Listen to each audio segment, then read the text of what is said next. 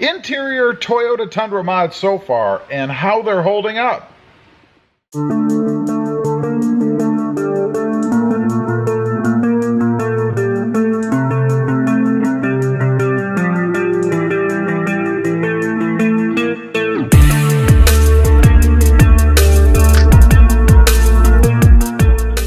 Well, good morning everybody and welcome back to Rob Motive FST.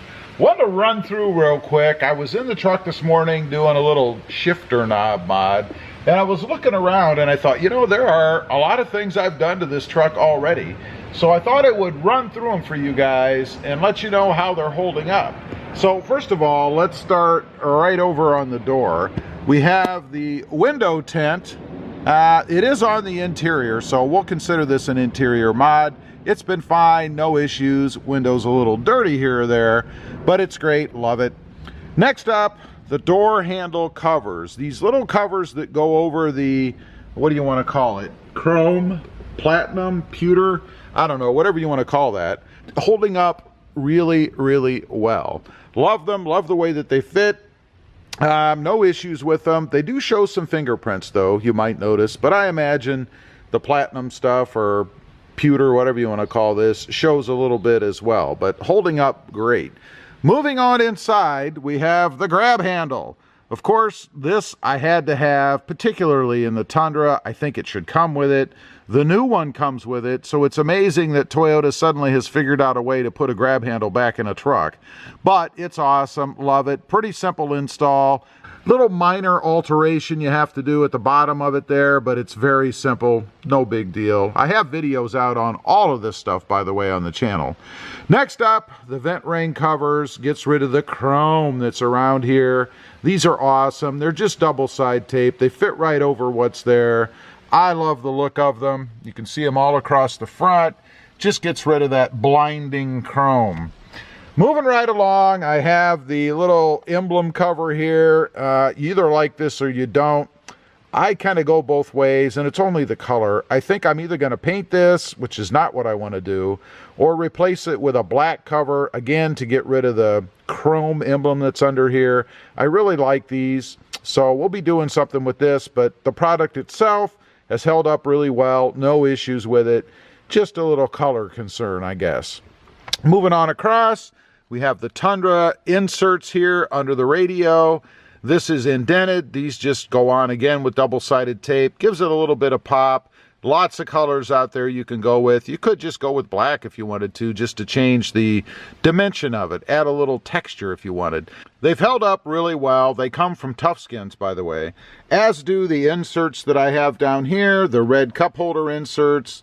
Little area over here. Change area there. And of course, right up here in the center console area, this is nice to keep things situated. It holds things a little bit better than just having the plastic down there, so things don't slip and slide around all over the place. I really do like that. In the center here, you may have noticed already, I did paint these two little trim pieces. I actually popped them off. This one is a lot more difficult to get off than that one. This one's just held on by little pressure pins, if you will. But they pop right off. I painted them. I actually have painted this one twice because I had a scratch in it. A little scratch was driving me nuts, so I hit it again. They came out really well. I like the black look in here, not having that pewter look on the truck or chrome, whatever. I think this one was chrome, maybe this one was pewter. I don't even remember. But I really do love these on here. Again, it's a pretty simple mod to do. Doesn't take forever and pretty easy, as I mentioned. Next up, of course, one that I just did, and that is my little shifter knob here, along with the chrome delete on the rod. This mod, I know some people like it. I know some people don't like it. I think it's pretty cool. I wanted something different than just the shift knob in here, you know, the giant block thing that comes with it, or even the TRD version. I think this looks much better. It's a better hand feel too. You know, when I'm driving along, I'm always doing this, and I just like the way that it feels. Crazy little thing, personal preference, I know, but I really dig it, and I like the way it looks. Of course, I use shrink tubing down here. just to hide the chrome, get rid of a little more chrome. And we don't really have that much chrome left in here. Just the surrounds, I guess, around the heating and cooling controls. And I think that's pretty much it. There's a little chrome right there. I might have to do something with that. The locking area on the glove box. But other than that, I don't think there's really much left. Now, the piece de resistance, the phone holder. This thing, I love it. You know, I have tried the other phone holders, of course, the suction type, the ones that go on your, you know, your windshield. They suction up there and they're magnetic, and they're probably the second best option, I think. But the problem with those is they lose suction. When the weather changes, if it goes from hot to really cold, I don't know if the suction cup shrinks or what it does, but it breaks seal and it falls down. I've had it many times, particularly when I used to work a brick and mortar where I go to work all day, come out at the end of the day, and it was laying in the footwell somewhere. Even had it happen a couple of times when I had my phone on it.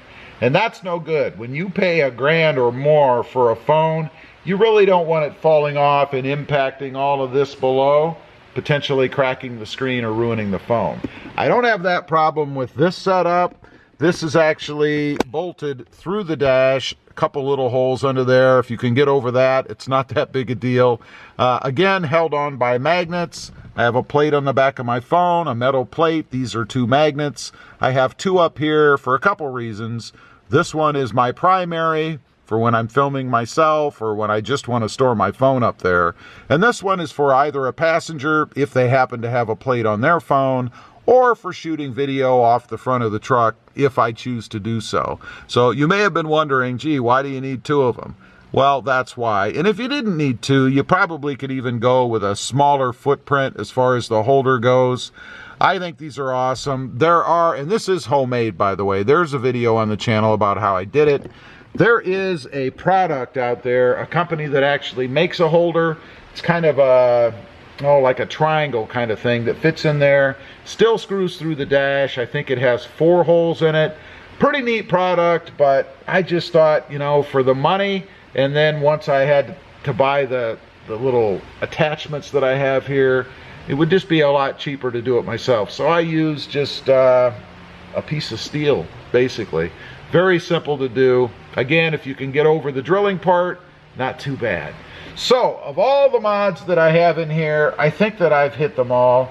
All of them are doing awesome. I haven't had any problems with anything. Again, the only one that might be considered an issue is the steering wheel color, but that's personal preference. The product itself, awesome. Anyway, check them out. There are videos, as I mentioned, for installs of all of these on the channel. Leave a comment. Let me know about what you think about this stuff. Do you have the same kind of things, and how are they holding up for you? I'd be curious to know. Also, real quick, I do have 2 additional channels. Rob Motive, all about my 2020 Toyota Tacoma, sitting right over there. And Rob Motive JT, all about my 2020 Jeep Gladiator. Check them out, and if you're interested, please consider subscribing. Don't forget to click that notification bell so that you don't miss out on any upcoming videos. And do me a favor, smash that subscribe button on the way out. Thanks for watching. Stay safe out there. Bye.